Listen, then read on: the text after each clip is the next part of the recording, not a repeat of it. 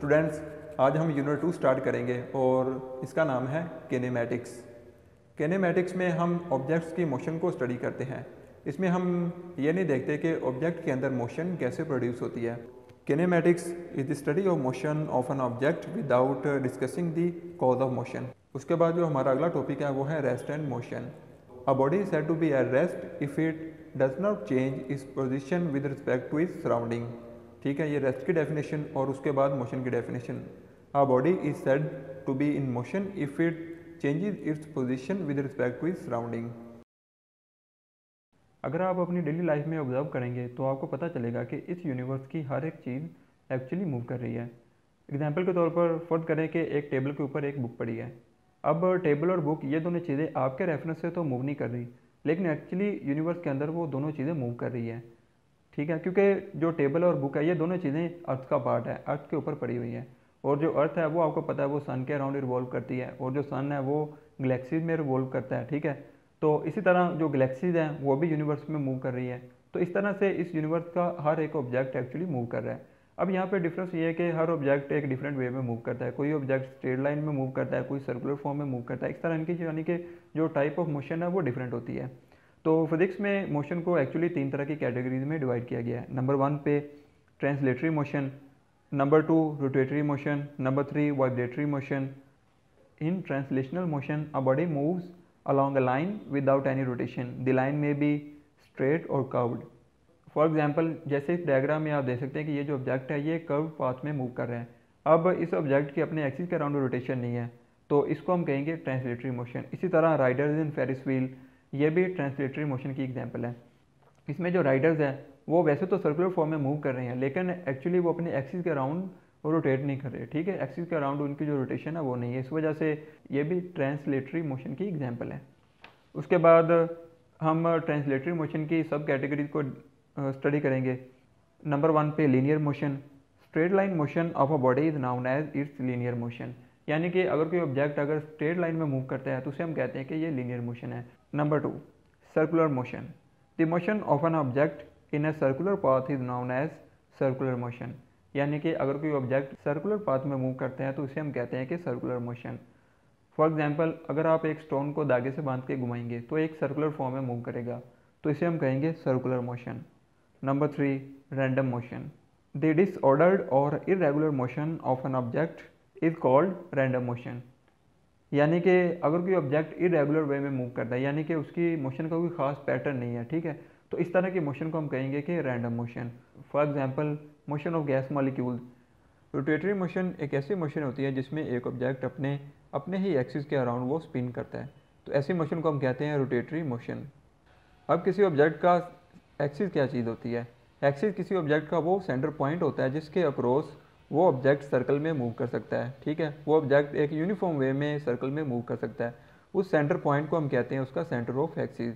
Example के तौर पर इसमें आप देख सकते हैं कि अर्थ का जो सेंटर पॉइंट है वो ये वाली लाइन है। ठीक है, ये इसका सेंटर ऑफ एक्सिस है। तो इस लाइन के अक्रॉस जो अर्थ है वो सर्कल में यूनिफॉर्म वे में मूव कर सकती है, तो इस वजह से हम कहेंगे ये इसका सेंटर ऑफ एक्सिस है, और इस रोटेशन को हम कहेंगे rotatory motion. The spinning motion of a body about its axis is called its rotatory motion. आगे हम स्टडी करेंगे वाइब्रेटरी मोशन को। वाइब्रेटरी मोशन एक ऐसी मोशन होती है जिसमें एक ऑब्जेक्ट अपनी मीन पोजीशन के across to and fro move करता है। टू एंड फ्रो यानी कि बैकवर्ड एंड फॉरवर्ड मूव करता है, तो ऐसी मोशन को हम कहते हैं vibratory motion. To and fro motion of a body about its mean position is known as vibratory motion. आज का हमारा टॉपिक है scalars and vectors. Scalar quantities ऐसी क्वांटिटीज़ होती हैं जिनकी सिर्फ मैग्नीट्यूड की वैल्यू होती है, उनकी कोई डायरेक्शन नहीं होती है। ऐसी क्वांटिटीज़ को हम कहते हैं स्केलर क्वांटिटीज़, यानी कि जिनकी सिर्फ मैग्नीट्यूड की वैल्यू हो, उनकी कोई डायरेक्शन ना हो। फॉर एग्जांपल, जैसे कि टाइम। जब आप टाइम नोट करते हैं तो आप सिर्फ उसकी मैग्नीट्यूड की वैल्यू नोट कर रहे होते हैं, उसकी कोई डायरेक्शन नहीं होती। तो इस वजह से जो टाइम है वो एक स्केलर क्वांटिटी है। A scalar quantity is described completely bye its magnitude only. उसके बाद वेक्टर क्वांटिटीज़। वेक्टर क्वांटिटीज़ ऐसी क्वांटिटीज़ होती हैं जिनकी मैग्नीट्यूड की वैल्यू भी होती है और साथ में इनकी डायरेक्शन भी होती है। ऐसी क्वांटिटीज़ को हम कहते हैं वेक्टर क्वांटिटीज़।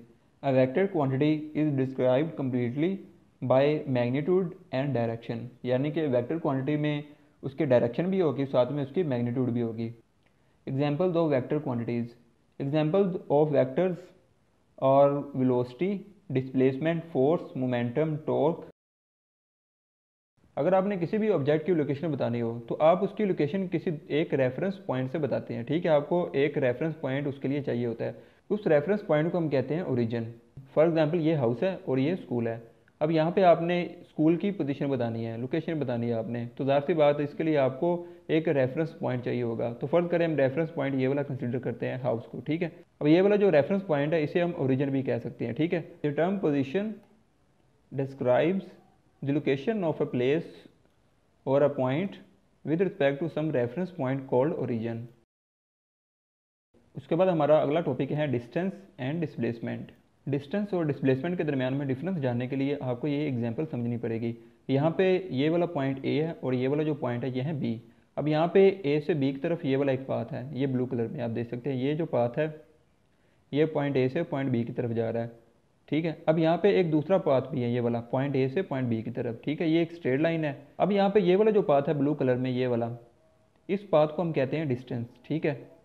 इसे हम कहते हैं डिस्टेंस। और ये वाला जो पाथ है रेड कलर में, ये जो स्ट्रेट लाइन है ए से बी की तरफ, इसे हम कहते हैं डिस्प्लेसमेंट। डिस्प्लेसमेंट किसी भी दो पॉइंट्स के दरमियान में शॉर्टेस्ट डिस्टेंस होता है, ठीक है। यानी कि कम से कम जो डिस्टेंस होता है दो पॉइंट्स के दरमियान में, जो एक स्ट्रेट लाइन होती है उसे हम कहते हैं डिस्प्लेसमेंट। और जो डिस्टेंस है वो स्ट्रेट लाइन नहीं होती है, ठीक है। और एक और बात इसमें आपने ये भी याद रखना है, ये जो डिस्टेंस है ये एक स्केलर क्वांटिटी है। क्यों स्केलर क्वांटिटी है? इसकी मैग्नीट्यूड तो है लेकिन इसकी डायरेक्शन यहाँ पे कोई भी नहीं है। इसमें जब गाड़ी फर्ज करें यहाँ से स्टार्ट करेगी मूव करना, ठीक है। ये रोड है, इस रोड पे जब गाड़ी मूव करके पॉइंट बी तक जाएगी, तो जब यहाँ से स्टार्ट करेगी तो देखें सबसे पहले इसकी जो डायरेक्शन होगी वो इस डायरेक्शन में होगी, ठीक है। ये जो एरो हेड है इस डायरेक्शन में गाड़ी मूव करेगी। जब गाड़ी यहाँ पे आएगी तो गाड़ी की डायरेक्शन इधर को, ठीक है, गाड़ी की डायरेक्शन थोड़ी सी चेंज हो चुकी है। यहाँ पे गाड़ी की डायरेक्शन इधर को हो जाएगी, ठीक है, इधर को गाड़ी मूव करेगी। अब इधर से गाड़ी जो है वो मजीद है उसकी जो डायरेक्शन है वो चेंज होती जाएगी। यहाँ पे इसकी जो डायरेक्शन होगी वो यहाँ पे इस डायरेक्शन में हो जाएगी। इसी तरह इसकी डायरेक्शन यहाँ पे होगी, चेंज मजीद हो रही है। जब इधर को गाड़ी मूव करेगी तब इसकी जो डायरेक्शन है वो मजीद यहाँ पे इधर को चेंज हो रही है। तो इस तरह से आपने देखा कि डिस्टेंस के अंदर जो गाड़ी की डायरेक्शन है वो चेंज हो रही है, उसकी कोई एक स्पेसिफिक डायरेक्शन कोई भी नहीं है। इस वजह से हम कहेंगे जो डिस्टेंस है वो एक स्केलर क्वांटिटी है, क्योंकि इसकी मैग्नीट्यूड तो है यहाँ से ए से बी की तरफ। फर्क करें ये जो डिस्टेंस है वो है 1 किलोमीटर, यानी कि ए से ये सारा जो डिस्टेंस है वो है 1 किलोमीटर। तो इसकी मैग्नीट्यूड तो हमारे पास आ गई 1 किलोमीटर, लेकिन इसकी जो डायरेक्शन है इस डिस्टेंस की वो एक स्पेसिफिक कोई भी नहीं है, ठीक है। तो इस वजह से हम कहेंगे जो डिस्टेंस है वो एक स्केलर क्वांटिटी होती है। लेकिन दूसरी तरफ जो डिस्प्लेसमेंट है वो देखिए, एक तो ये शॉर्टेस्ट डिस्टेंस है, देखिए इसकी भी मैग्नीट्यूड है, ये ज़ाहिर सी बात है 1 किलोमीटर से ये कम होगा, यानी कि लेट ये 100 मीटर है। तो इसकी मैग्नीट्यूड तो है इसकी भी, लेकिन इसके साथ में देखिए इसकी एक स्पेसिफिक एक डायरेक्शन भी है। देखिए ये पॉइंट ए से पॉइंट बी की तरफ है, ठीक है, इसकी डायरेक्शन कहीं भी चेंज नहीं हो रही। तो इसकी दोनों चीज़ें हैं, इसकी मैग्नीट्यूड भी है और साथ में इसकी डायरेक्शन भी है। तो इस वजह से हम कहेंगे जो डिस्प्लेसमेंट है वो एक वेक्टर क्वांटिटी है। तो आपने याद रखना है जो डिस्टेंस है वो एक स्केलर क्वांटिटी है और जो डिस्प्लेसमेंट है वो एक वेक्टर क्वांटिटी है। Length of a path between two points is called the distance between those points. तो दो पॉइंट्स के दरमियान में जो लेंथ होती है उसे हम कहते हैं डिस्टेंस। उसके बाद आगे displacement is the shortest distance between two points, ये आपने याद रखना है, शॉर्टेस्ट डिस्टेंस, ठीक है। ये एक स्ट्रेट लाइन होती है, इस वजह से ये शॉर्टेस्ट डिस्टेंस होता है। Displacement is the shortest distance between two points which have magnitude and direction, इसकी मैग्नीट्यूड भी होती है और साथ में इसकी डायरेक्शन भी होती है। आज का हमारा टॉपिक है स्पीड एंड वेलोसिटी। जैसे कि इससे पहले वाली वीडियो में मैंने आपको बताया था कि डिस्टेंस और डिस्प्लेसमेंट में क्या डिफरेंस है। ये वाला जो पाथ है ब्लू कलर में इसे हम कहते हैं डिस्टेंस, और ये वाला जो पाथ है रेड कलर में इसे हम कहते हैं डिस्प्लेसमेंट। अब अगर फर्ज करें गाड़ी यहाँ से मूव करती है इस वाले पाथ के ऊपर, ठीक है, इस वाले पाथ पे जब गाड़ी मूव करेगी तो जो गाड़ी के मीटर पे रीडिंग आ रही होगी उसे हम कहते हैं गाड़ी की स्पीड। अगर वही वाली जो गाड़ी है वो इस वाले पाथ पे मूव करे तब जो गाड़ी के मीटर पे रीडिंग आ रही होगी उसे हम कहते हैं गाड़ी की velocity. The distance covered by an object in unit time is called its speed. Speed is equal to distance covered divided by time taken, यानी कि जितना डिस्टेंस उसने कवर किया और उस डिस्टेंस कवर करने में जितना टाइम इसको लगा है, जब इसको डिवाइड करेंगे तो आपके पास आ जाएगी स्पीड। अब डिस्टेंस को हम रिप्रेजेंट करते हैं एस से, ठीक है, और जो स्पीड होती है उसको हम रिप्रेजेंट करते हैं वी से, और जो टाइम होता है उसको हम रिप्रेजेंट करते हैं टी से। तो इस तरह ये आपके पास इक्वेशन बन जाएगी, S is equal to V T, ठीक है। अब जो स्पीड है वो एक स्केलर क्वांटिटी है, क्योंकि इसमें जो गाड़ी है वो ऐसे पाथ पे मूव करती है जिसपे उसकी डायरेक्शन चेंज हो रही होती है। तो इस वजह से जो स्पीड है वो एक स्केलर क्वांटिटी है। ऐसा unit of speed is metre per second. उसके बाद हमारा अगला टॉपिक है velocity. The rate of displacement of a body is called its velocity. Velocity v is equal to displacement over time taken, और velocity को हम रिप्रेजेंट करते हैं v से, क्योंकि वेक्टर क्वांटिटी है, इस वजह से हम इसको यहाँ पे बोल्ड करके लिखेंगे। आपने नोट किया होगा जो स्पीड थी, स्पीड को हमने बोल्ड करके नहीं लिखा था क्योंकि वो एक स्केलर क्वांटिटी थी, तो ये एक वेक्टर क्वांटिटी है, इस वजह से आप इसको बोल्ड करके लिखेंगे। Velocity v is equal to displacement, displacement भी वेक्टर क्वांटिटी, इस वजह से इसको बोल्ड करेंगे, और जो टाइम है वो स्केलर क्वांटिटी है, ठीक है, इसको आप बोल्ड नहीं करेंगे। तो v is equal to D over T. जब आप इसको सिंप्लीफाई करेंगे, यानी कि t को आप उधर ले जाएं और d को इधर आप रहने दें, तो d is equal to v multiplied by T, ठीक है।